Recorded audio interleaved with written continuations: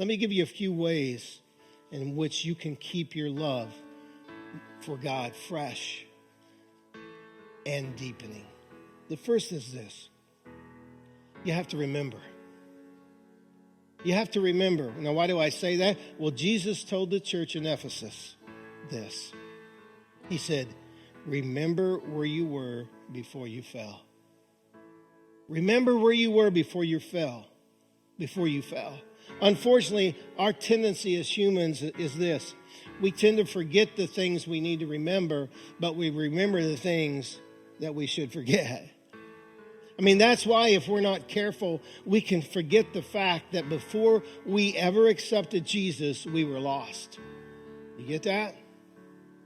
Before Jesus was a part of your life, before you committed your life and your heart to Jesus and you surrendered to him, you were lost.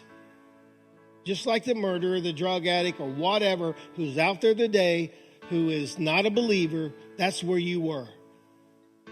You were lost without Jesus. Here's the thing. Memory can be a very powerful part of our lives because it can stir up emotions and feelings that may have been hidden or even lost in the busyness of life. You know, I think that's why anniversaries can be so special, because they help you to reflect back on the love that brought you and your spouse together. I think that's why Jesus told the church in Ephesus to remember back. To remember back. He knew that if the church would just remember the joy and the freshness of that first love that they had as they walked with Jesus, that it would stir up that love once again. And it would hopefully awaken a new hunger and a new thirst in their lives for their God.